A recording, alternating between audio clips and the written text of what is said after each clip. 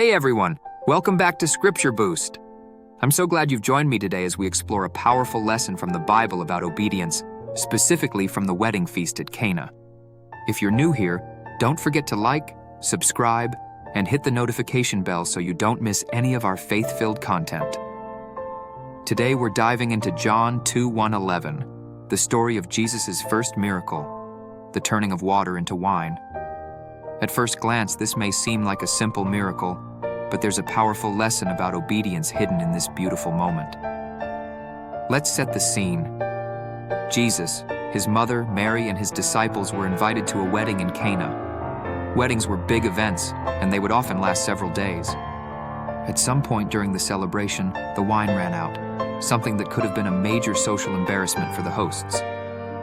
Mary, knowing who her son was, turned to Jesus and said, "They have no wine." Now, Jesus' response might seem a bit surprising. He said, "Woman, what does your concern have to do with me? My hour has not yet come." John chapter 2:4. At first, it might seem like Jesus was reluctant to help, but he wasn't being dismissive. He was pointing to a bigger picture. His purpose was not just to perform miracles for earthly problems, but to reveal God's glory and fulfill his mission of salvation. He was waiting for the right moment, for God's timing. But notice what happens next.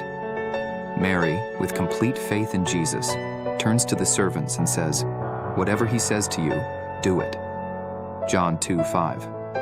Mary didn't know exactly what Jesus would do, but she trusted him completely.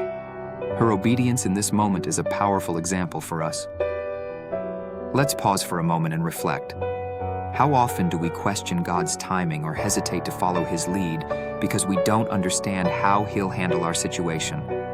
Mary's response shows us that obedience to God doesn't require full understanding, just trust. After Mary's simple yet profound command to the servants, Jesus told them to fill 6 large stone jars with water.